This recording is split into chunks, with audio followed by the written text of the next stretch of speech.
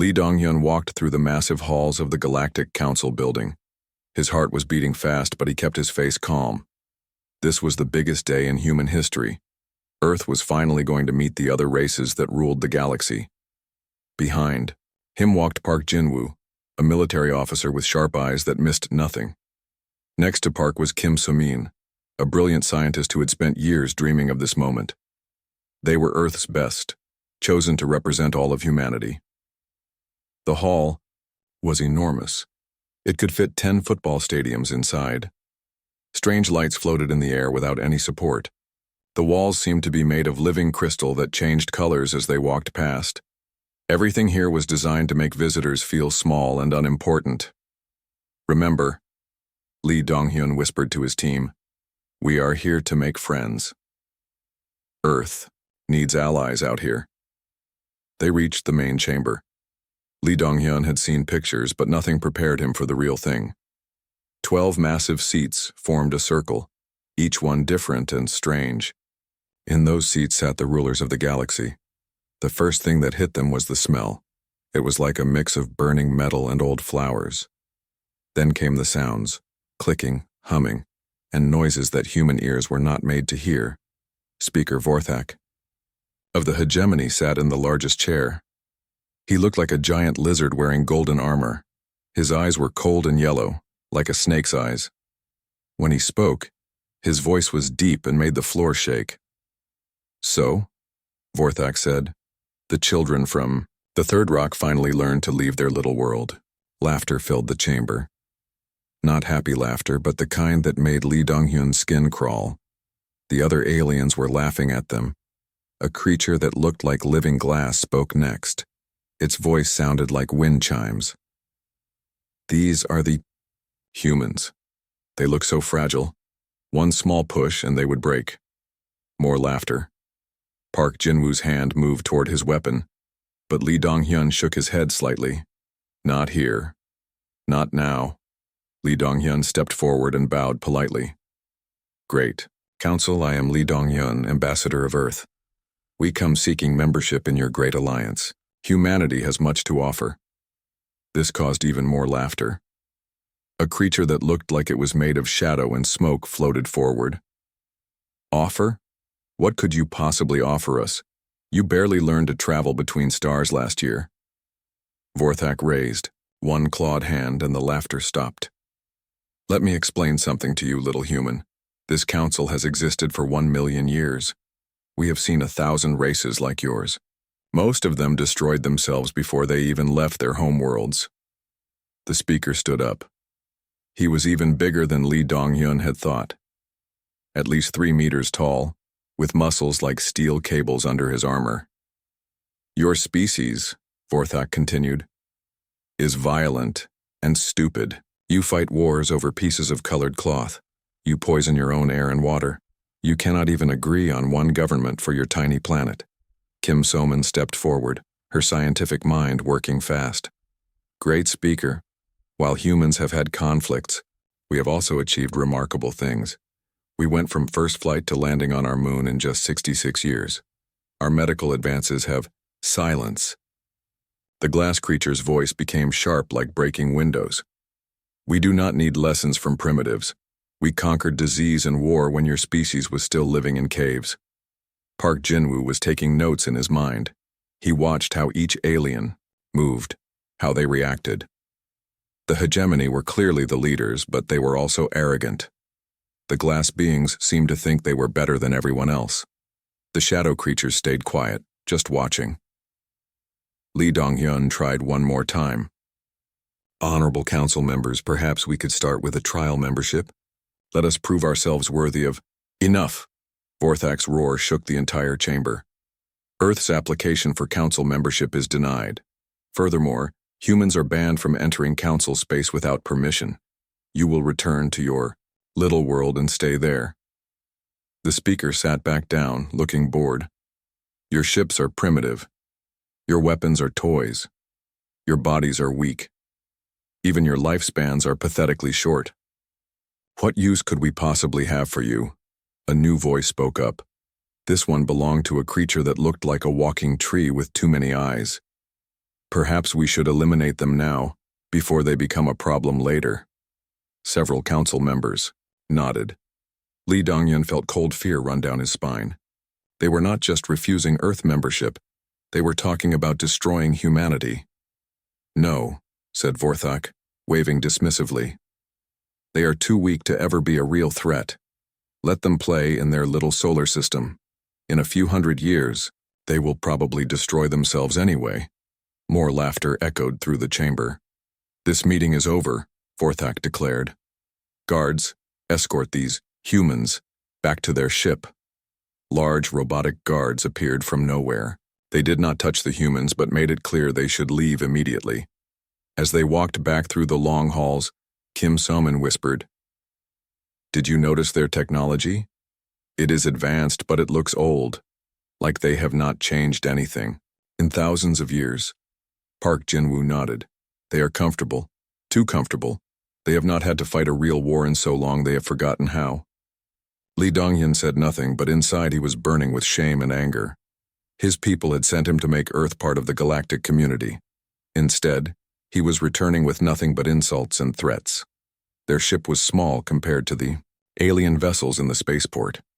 It looked like a toy next to the massive hegemony warships, but it was human-built, and it would take them home. During the long journey back to Earth, the three humans talked about what they had seen. Park Jin-woo shared his observations about alien military formations and weaknesses. Kim So-min analyzed the technology she had witnessed, finding it impressive but stagnant. "They think we are insects," Li Dongyun said finally. "Something too small to worry about." "Maybe that is good," Park Jin-woo replied, still writing notes. "Insects can bite, and sometimes that bite can kill." When they reached Earth, Li Dongyun had to face the World Council and report their failure. The disappointment in the room was thick enough to cut with a knife. "So they just said no?" asked President Martinez of the American Federation. "Worse than that," Li Dongyun replied. "They laughed at us. They called us primitive children who should stay home where we belong." Prime Minister Singh of the Indian Union looked angry. "And if we refuse to stay home?" Park Jin-woo spoke for the first time in the meeting. "Then they will destroy us." That was made very clear. The room fell silent. Humanity had reached for the stars, only to be told they were not welcome. But in that silence something was growing. It was not fear or sadness, it was something much more dangerous. It was human stubbornness, human pride, and human anger all mixed together. Over the following weeks, Park Jin-woo shared his detailed observations with Earth's military leaders.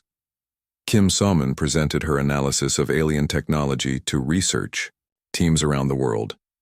And Li Dongyun began planning for the day when humanity would return to that council chamber, because humans had never been good at being told they were not good enough. In fact, being underestimated had always been humanity's greatest advantage. The Galactic Council had made their first mistake. They had let the humans go home alive and angry.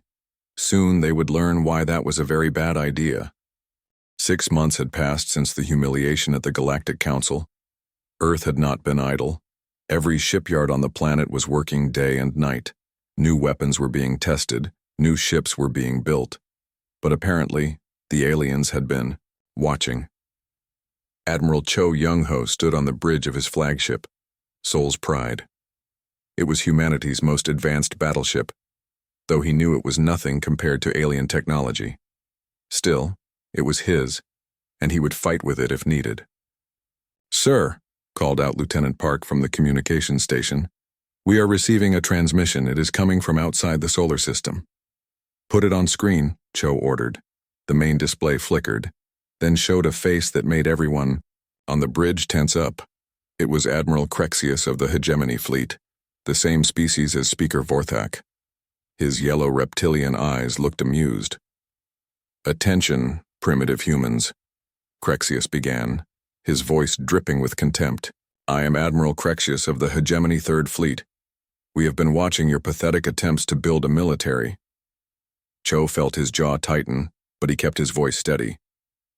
"This is Admiral Cho Young-ho of the Earth Defense Force. State your business." "In our solar system." Crexius laughed, showing rows of sharp teeth. Your solar system? Little human, you do not own space. We have decided that humanity needs guidance. You will surrender immediately and accept hegemony protection. Protection from what? Cho asked. From yourselves, of course. We cannot allow a violent, primitive species to run wild in the galaxy. You will disarm your military and accept our governors on your world.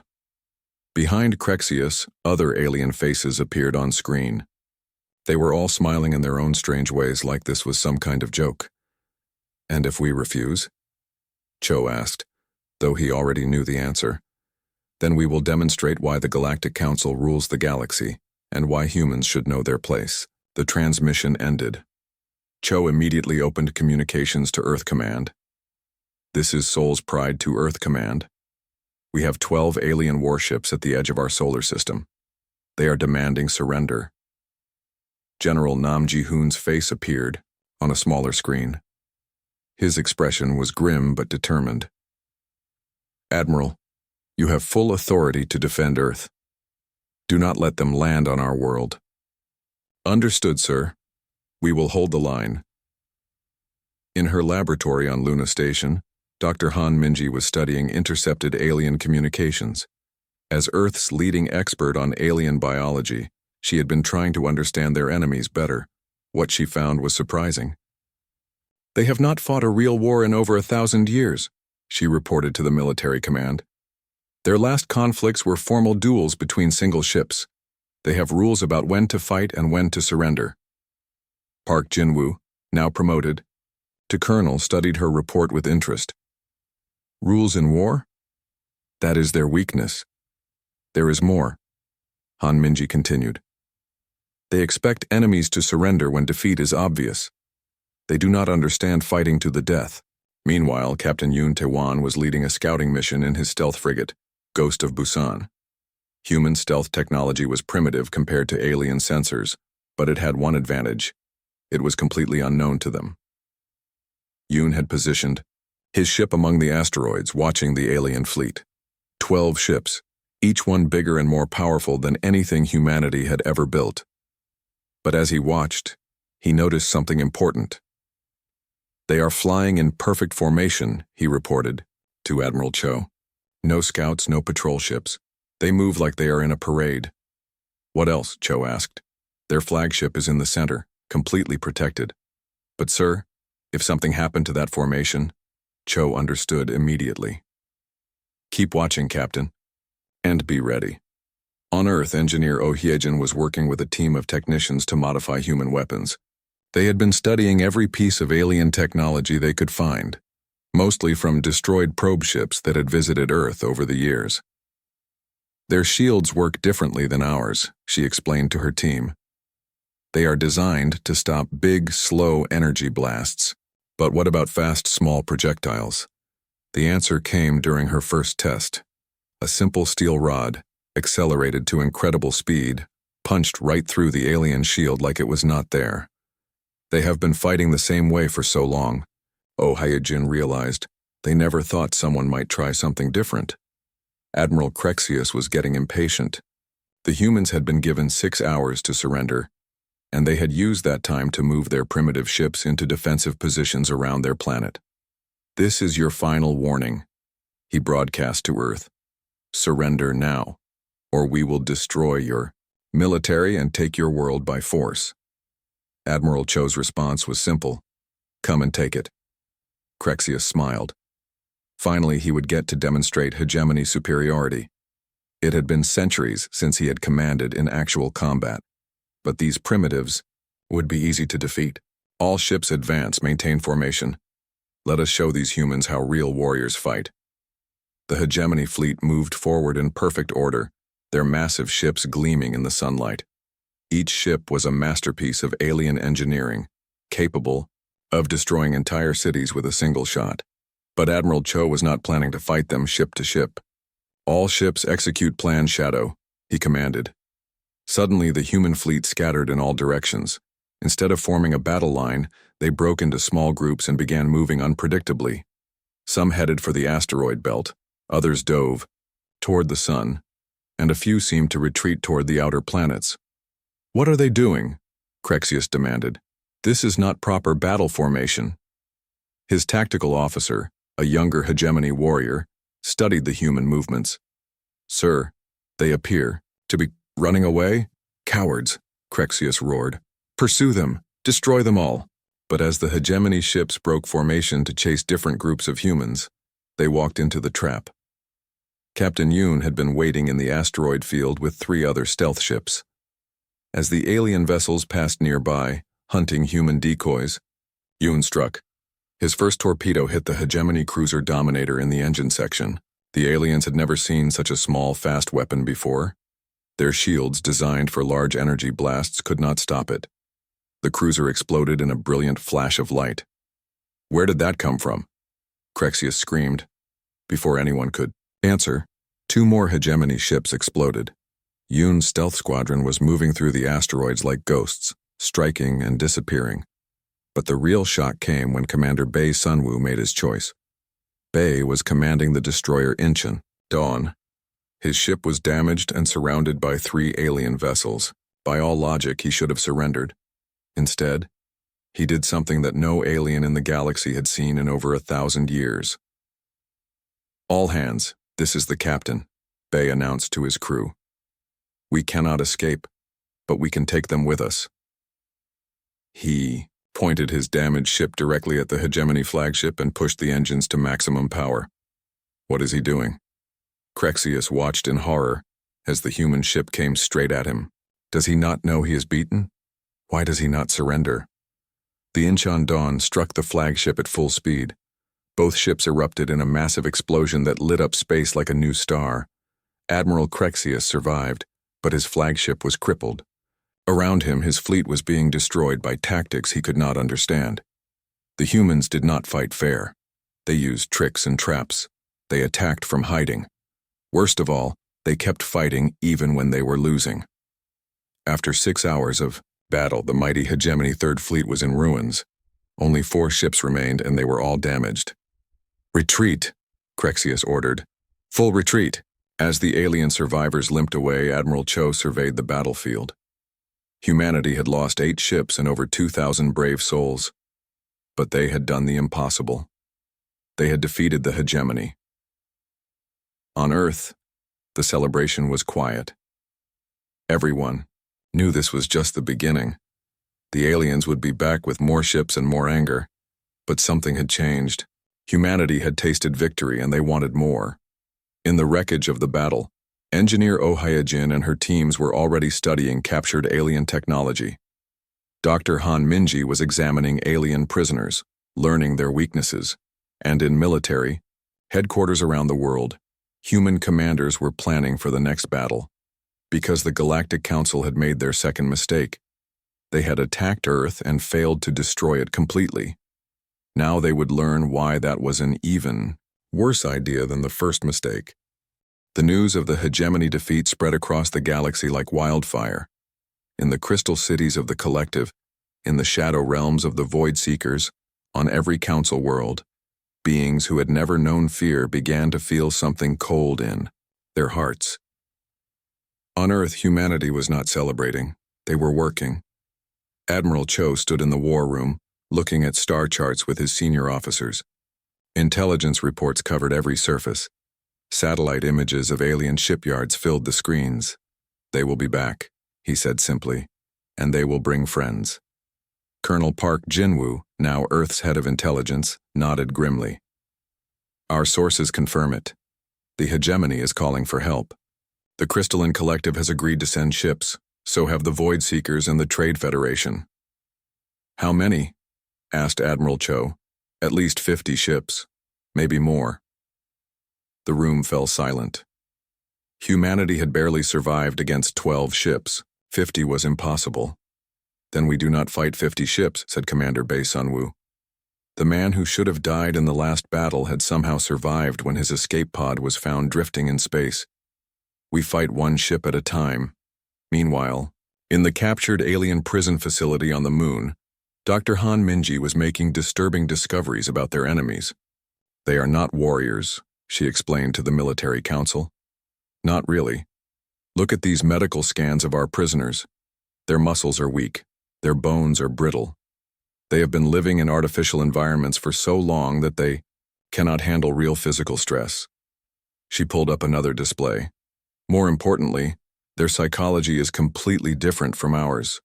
When faced with pain or danger, their instinct is to surrender immediately. They cannot understand why someone would choose to die rather than give up. General Nam Ji-hoon leaned forward. What does this mean for us? It means that every time we refuse to surrender, every time we fight to the death, we are doing something their minds cannot process. We are breaking their understanding of how war works. In the research labs, engineer Oh Hee-jin had been busy. The captured alien technology was being torn apart and studied. But instead of just copying it, human engineers were improving it. Look at this, she said, showing her team a new weapon design. Their energy weapons are powerful, but they take a long time to charge and fire.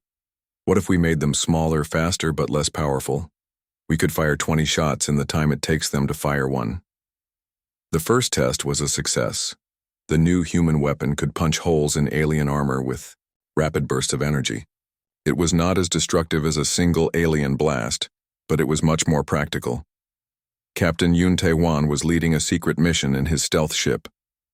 Earth spies had discovered a major alien supply depot just 3 systems away. It was heavily defended, but Yoon had a plan. Remember, he told his crew, we are not here to fight a fair battle. We are here to steal everything we can and disappear before they know we were there. The ghost of Busan slipped past the alien sensor networks like a shadow. The depot was enormous, filled with ships, weapons, and supplies meant for the coming attack on Earth. But it was also completely unprepared for humans. The aliens had never faced raiders before. In their civilized galaxy, no one attacked supply depots. Wars were fought between fleets in open space with rules and honor. Yoon did not care about their rules. His team landed on the depot and immediately began planting explosives. But they also did something the aliens never expected. They stole everything they could carry: advanced weapons, shield generators, communication equipment, even alien food supplies. Within 2 hours, Yoon's team had loaded their ship with enough alien technology to advance human science by decades. Then they triggered the explosives and watched the depot burn as they escaped. The alien response was predictable: rage and confusion. Admiral Crexius, now recovered from his injuries, was leading the investigation. How did they get past our sensors? He demanded. Unknown, sir, his aide replied. Our sensor network detected nothing. It is as if they simply appeared from nowhere. And why did they steal supplies? If they wanted to destroy the depot, why take time to steal food and equipment? The aide had no answer.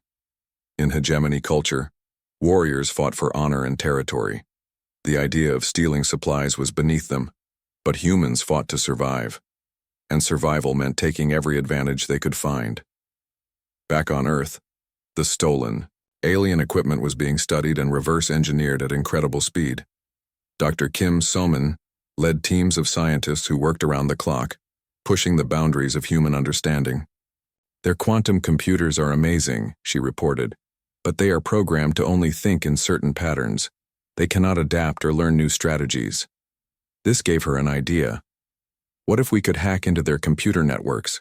We could feed them false information, disrupt their communications, maybe even take control of their weapons.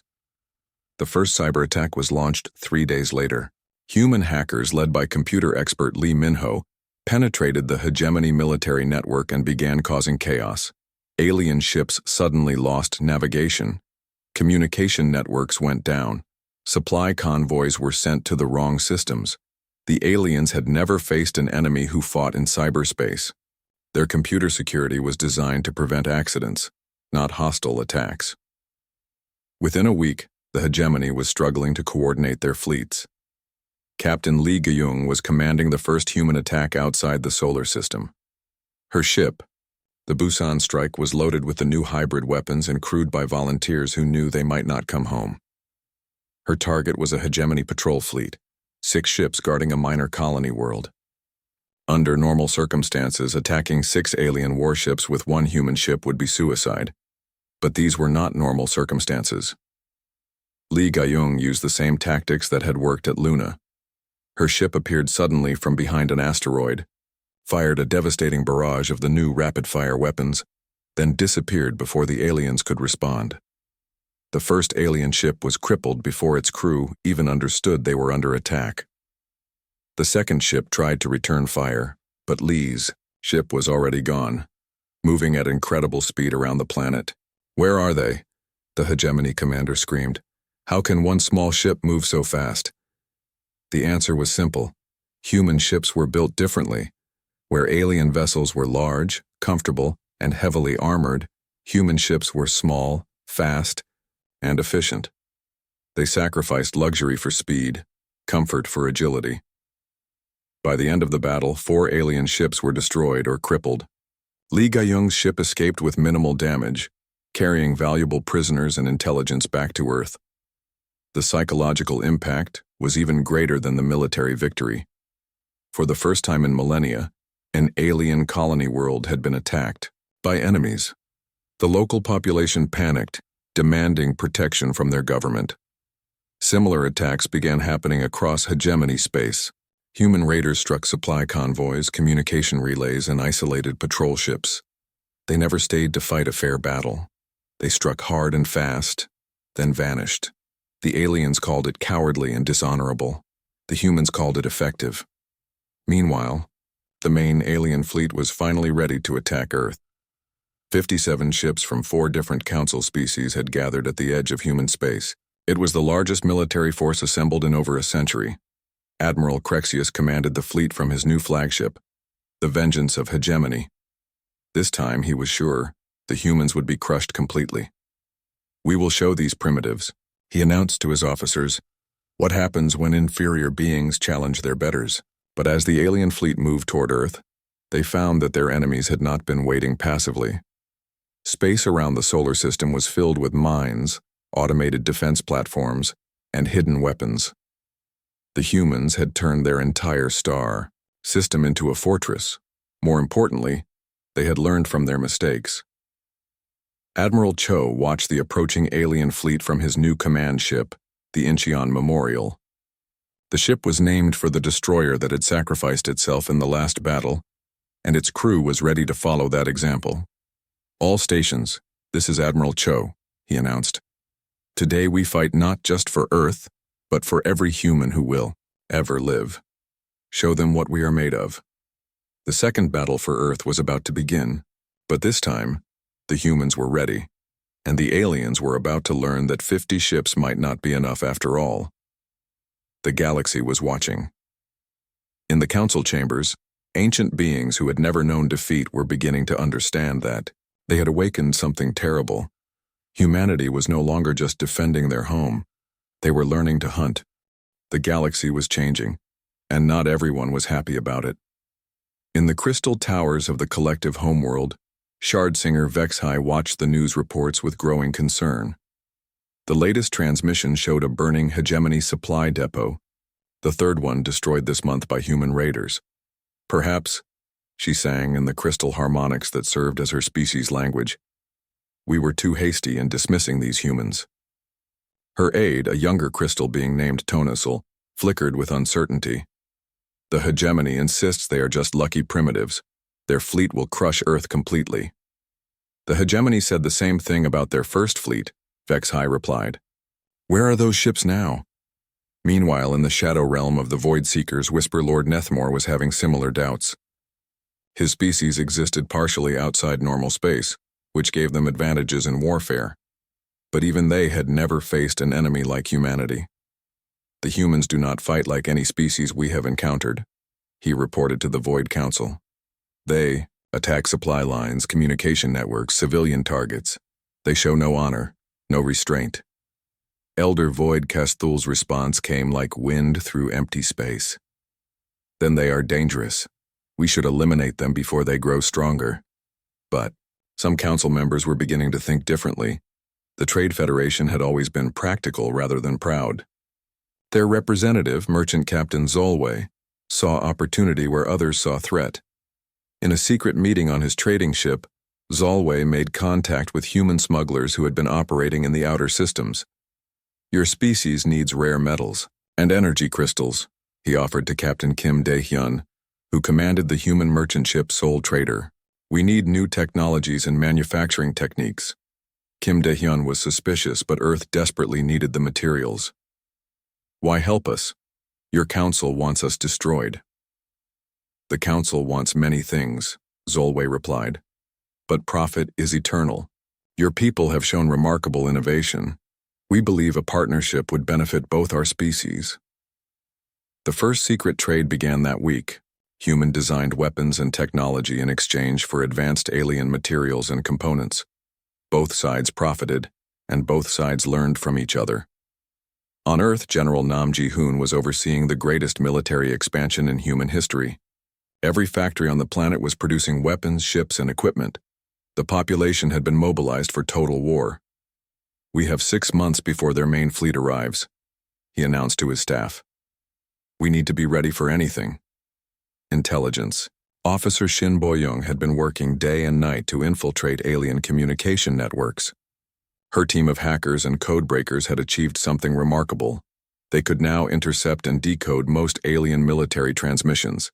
"Sir," she reported to General Nam, "we have intercepted the enemy battle plans. They are planning to attack in 3 waves. First, long-range bombardment to destroy our space stations. Second, a direct assault on our fleet. Third, invasion of Earth itself." "How many ships in total?" 57 confirmed, possibly more. Shin Bo-young paused. "But sir, there is something else. The alien species are not working together well. The hegemony thinks they are in command, but the others have their own agendas." This was valuable information.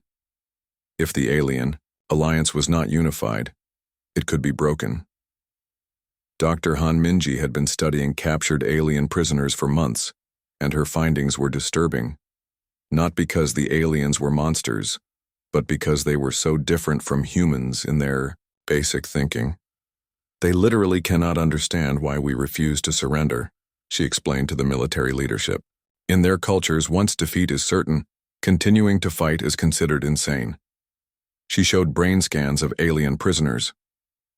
"When we showed them footage of Commander Bay's kamikaze attack, their neural patterns indicated extreme confusion and fear. They think we are all mentally ill." "Good," said Admiral Park Jin-woo, who had been promoted after his successful intelligence work. "Fear makes enemies make mistakes." But Han Minji shook her head. "Sir, you do not understand. They are not just afraid of us. They think we are a disease that might spread to other species. Some of them are talking about complete extermination, not just conquest." The implications were chilling. This war was no longer about territory or resources. It was about survival. Captain Lee Ga-young had become something of a legend among both humans and aliens. Her raid on the hegemony patrol fleet had been followed by 6 more successful attacks. Alien commanders were starting to change their patrol routes just to avoid her. But her most daring mission yet was about to begin. Intelligence had located a major hegemony command center on the world of Karen Prime. It was the coordination point for the entire invasion fleet. Destroying it would cripple alien communications for weeks. "The base is heavily defended," Lee Ga-young told her crew aboard the Busan strike. "Orbital platforms, fighter squadrons, ground-based weapons. Under normal circumstances, this would be a suicide mission." Her weapons officer, Lieutenant Park Hyun-sik, grinned. "Good thing we are not normal circumstances." The attack plan was typically human, complex, risky, and completely unexpected. While the main alien fleet was gathering in deep space, Lee Ga-young's ship approached Karen Prime disguised as a disabled Trade Federation vessel. The disguise was perfect, using stolen alien technology and forged identification codes. "Hegemony Defense Control, this is the merchant vessel Prophet's Edge," Lee Ga-young broadcast in perfect Trade Federation language. "We have suffered engine failure and request emergency landing clearance." The hegemony controllers, used to dealing with their Trade Federation allies, granted permission immediately.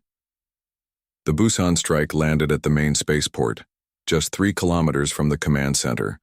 To the aliens, it looked like another routine rescue operation. Then Lee Ga-young's Teams struck. The assault was swift and brutal. Human commandos stormed the command center while Li Gaiyong's ship provided covering fire. The alien defenders, comfortable after centuries of peace, were completely unprepared for such aggression. Within 2 hours, the command center was destroyed, its computers wiped clean and its personnel either captured or eliminated. The Busan strike escaped before reinforcements could arrive. The raid's impact was immediate. The invasion fleet lost contact with high command just as they were entering human space.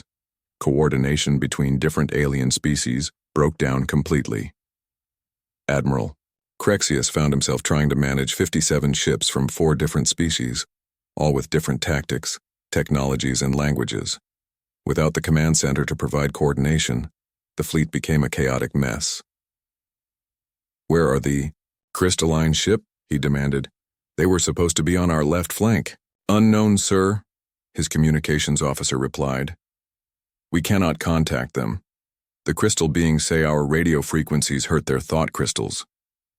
"What about the void seekers?" "They are somewhere in shadow space, sir. They say they will attack when the moment is right, but they will not specify when." Crexius realized he was trying to command an alliance that barely spoke the same language, literally and figuratively. Meanwhile, Earth's defenders were working as a unified force. Every human ship, every weapon, every soldier was part of a coordinated defense plan. Admiral Cho watched the approaching alien fleet from his command center on Luna. The enemy was massive, but they were also confused and disorganized.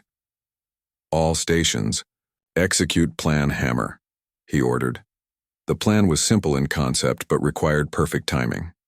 Instead of meeting the aliens in one large battle, Earth's forces would strike at different parts of the enemy fleet simultaneously. Human stealth ships, now equipped with improved cloaking technology, had been following the alien fleet for days.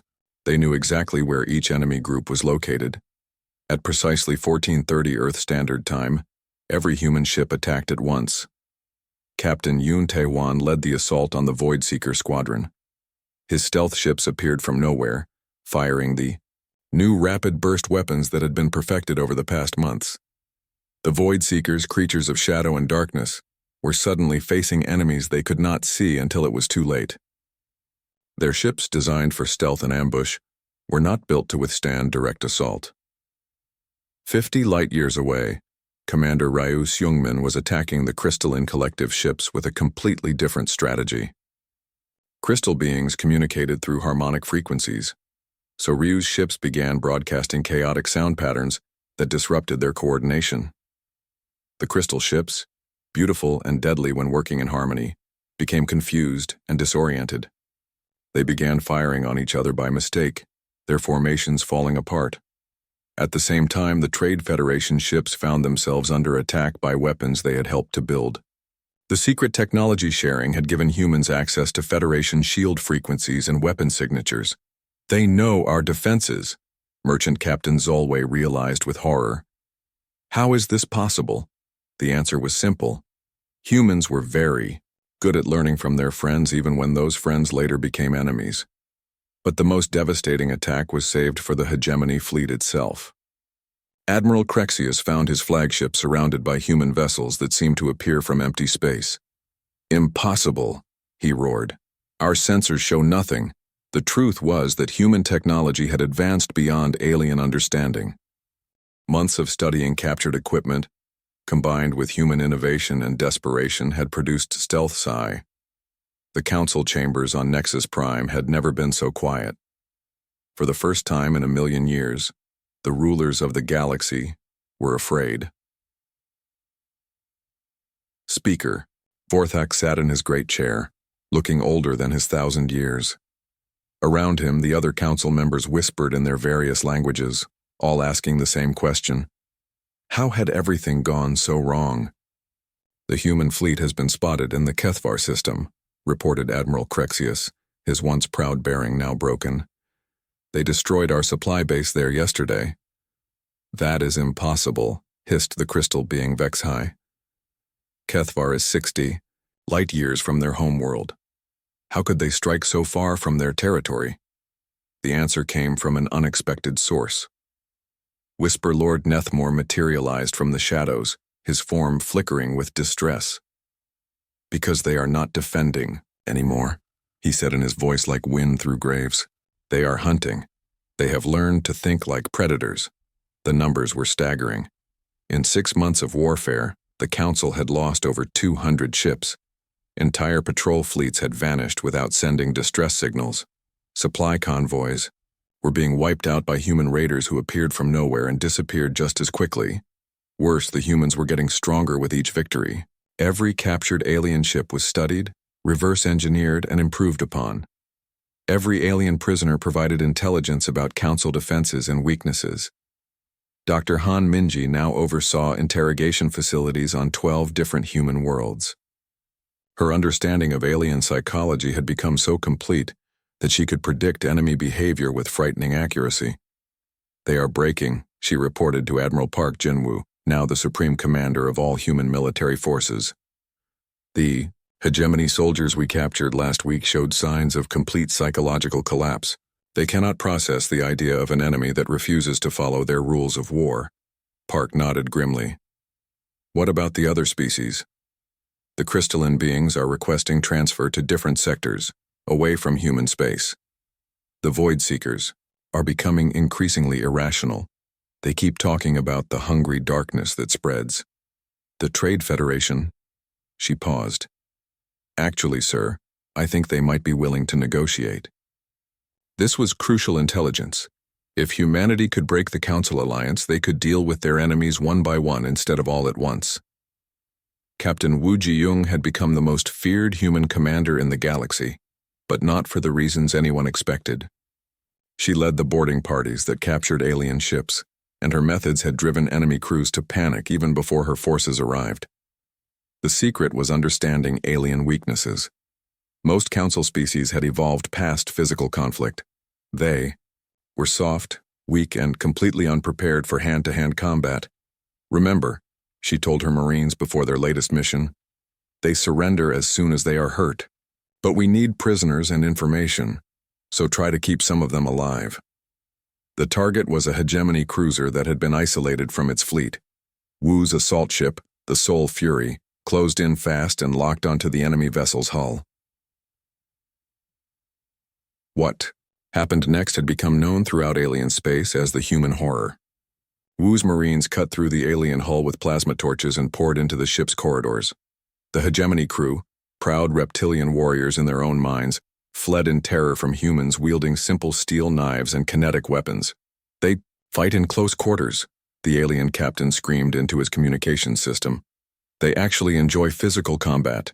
What kind of species does this? Within 30 minutes, the entire ship had surrendered, not because they were outgunned, but because the very idea of fighting hand-to-hand combat was so alien to them that they could not psychologically handle it. Commander Ryu Sungmin had perfected a different kind of terror weapon, the kamikaze drone. These unmanned ships loaded with antimatter warheads would sacrifice themselves to destroy much larger alien vessels. The aliens found this concept horrifying. In their cultures, preserving expensive military equipment was more important than winning battles. The idea of deliberately destroying your own ships for tactical advantage was completely foreign to them. How can we fight an enemy that throws away million-credit starships like ammunition? Demanded Merchant Captain Zolway during a secret council meeting. We cannot, Vorthak admitted, his voice heavy with defeat. Our entire military doctrine assumes rational enemies who value their resources. The humans. They are not rational.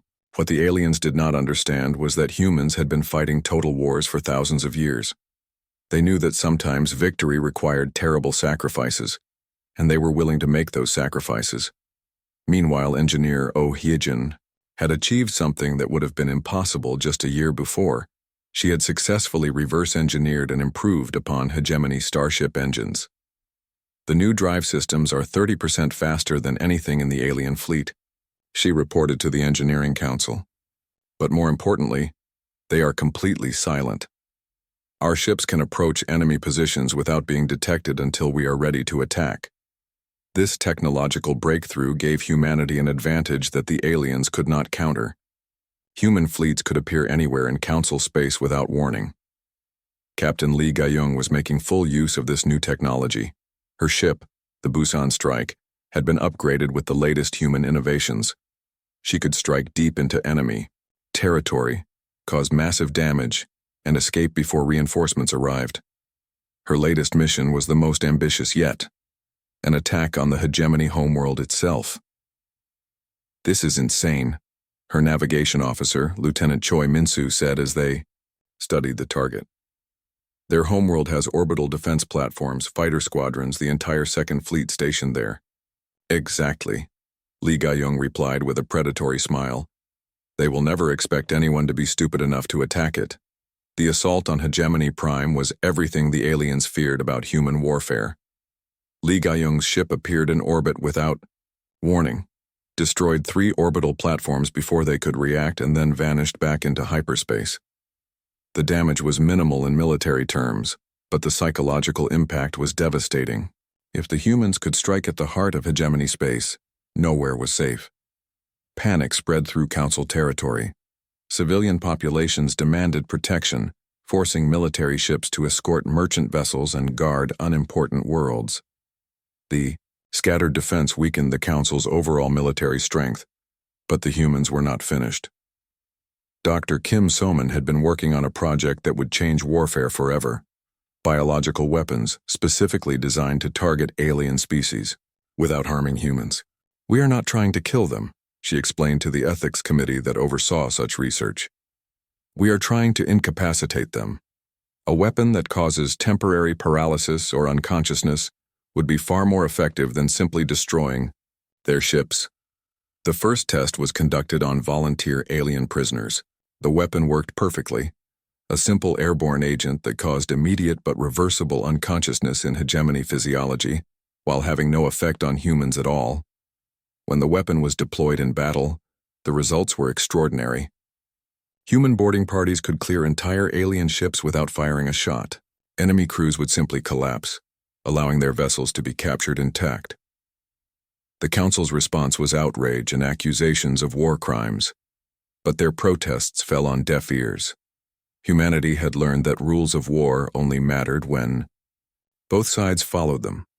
Intelligence Officer Shin Bo-young had been monitoring Council communications and had discovered something important.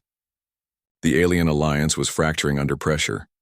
"The Crystalline Collective is requesting a separate peace agreement," she reported. "They claim they never wanted to fight humans in the first place and were pressured into it by the hegemony." "What about the others?" asked General Nam Ji-hoon. "The Void Seekers are retreating to their shadow realm. They say humanity is an infection of chaos that they cannot contain. The Trade Federation," she smiled, "they want to hire us as mercenaries. The greatest military alliance in galactic history was falling apart because they had awakened an enemy they could not understand or defeat. But the final blow came from an unexpected source. Admiral Cho had been planning something that would end the war permanently.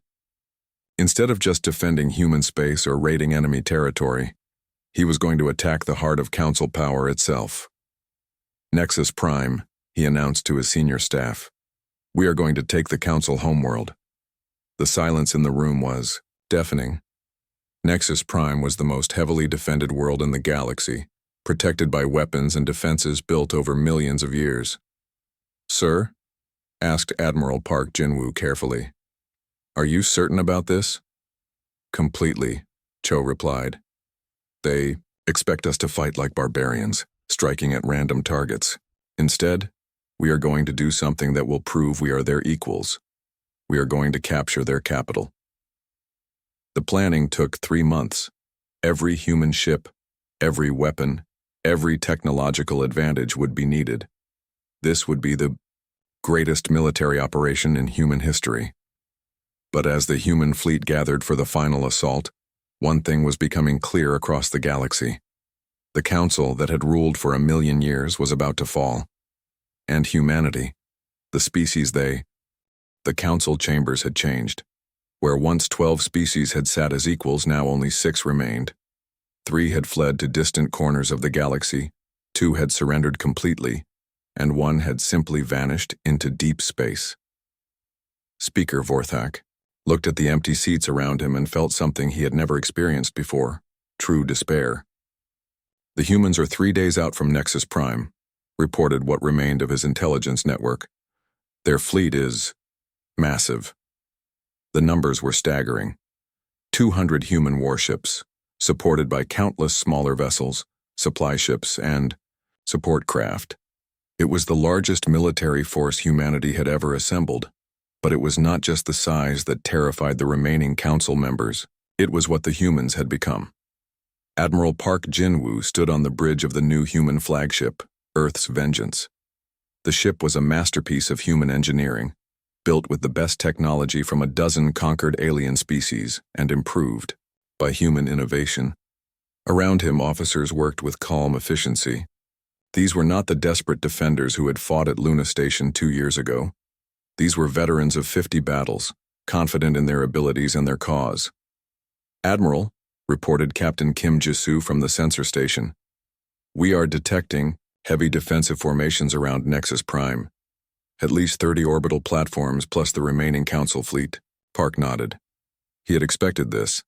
The Council would throw everything they had left into defending their homeworld. "What about the planetary shields?" he asked. "Online and at full power, sir. They cover the entire planet." Park smiled. The aliens still thought in terms of traditional warfare. They were preparing for a conventional assault, ship against ship, fortress against fortress. They had no idea what was really coming. Dr. Han Minji was aboard the research vessel Soul's Light, coordinating the most unusual weapon in human history. She had spent months studying the psychology and biology of every council species, and now she was ready to deploy her ultimate creation. "The psychic disruptor is ready," she reported to Admiral Park. "We can broadcast it on all council communication frequencies simultaneously." The weapon was not designed to kill. Instead, it would attack the very thing that made council civilization possible, their ability to cooperate and think rationally. Each council species had evolved specific mental patterns that allowed them to work together despite their differences. The disruptor would interfere with those patterns, causing confusion, panic, and paranoia. Captain Lee Ga-young commanded the advanced stealth squadron that would begin the assault. Her ship, the Busan Strike, had been her home for 2 years of constant warfare. She knew every bolt and wire, and her crew trusted her completely. "Remember," she told her pilots, "we are not here to destroy everything. We need those council facilities intact. Our goal is capture, not annihilation." The first phase of the attack began at exactly midnight Nexus Prime time. Lee Ga-young's stealth ships appeared throughout the system, targeting communication relays and sensor networks. Within minutes, the Council's ability to coordinate their defense was crippled.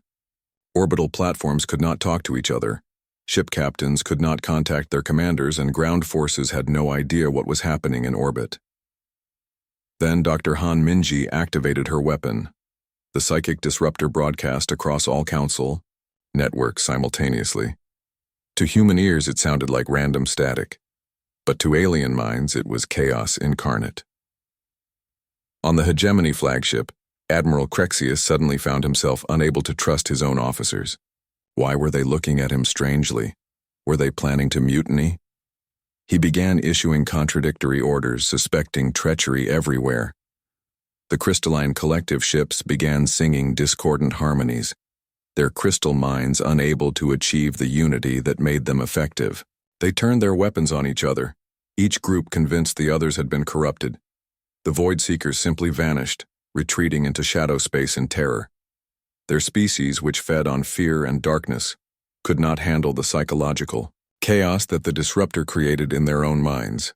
Phase 2, Admiral Park ordered. The main human fleet dropped out of hyperspace in perfect formation. 200 ships arranged in attack groups, each one targeted at a specific enemy formation. But they did not attack immediately. Instead, Admiral Park opened communications to the entire system. "People of the Galactic Council," his voice echoed, across every frequency. "This is Admiral Park Jin-woo of the Human Defense Force. You are surrounded and outnumbered. Your defenses are compromised, your communications are down, and your fleets are in chaos." He paused, letting his words sink into every alien mind that could hear them. "But we are not here to destroy you. We are here to offer you a choice. Surrender, Now, and you will be treated with honor and respect. Continue to resist and you will face the full might of humanity. The response was immediate and predictable. Speaker Vorthak's voice, distorted by the psychic disruptor but still recognizable, screamed across the communication channels. Never! The Council has ruled this galaxy for 1,000,000 years. We will not bow to primitive savages.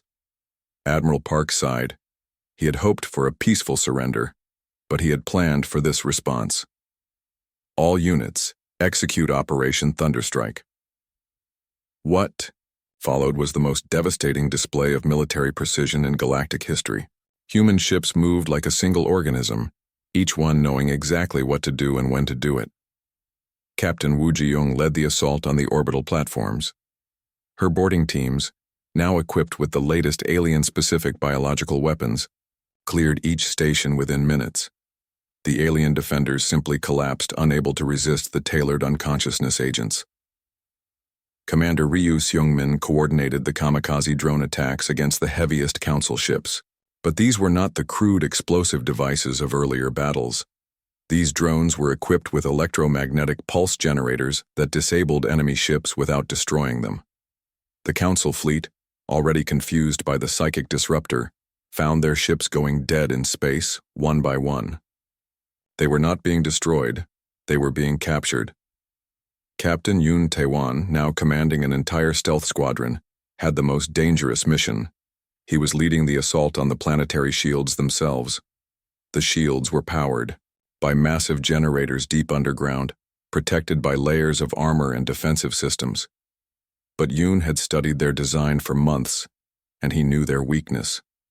The generators were cooled by drawing water from Nexus Prime's ocean. If you could get into the cooling system, deploying nano-disruptors, Yoon reported as his ships dove toward the planet's surface. The tiny machines, invisible to alien sensors, flooded into the cooling systems and began breaking down the generator components at a molecular level. Within an hour, the planetary shields flickered and died. All units, begin planetary assault, Admiral Park ordered, but the assault was unlike anything the galaxy had ever seen. Instead of bombing cities or destroying infrastructure, human forces landed with surgical precision at specific targets.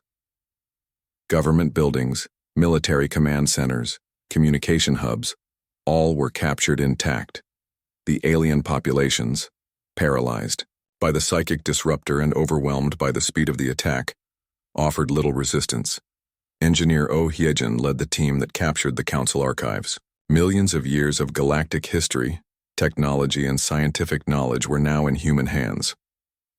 Dr. Kim Soman secured the biological research facilities, gaining access to genetic information about every species in the galaxy. Intelligence. Officer Shin Bo-young took control of the communication networks, giving humanity access to every secret Council database. The battle for Nexus Prime lasted 18 hours. When it was over, the capital of the galaxy was in human hands, and the Galactic Council had ceased to exist.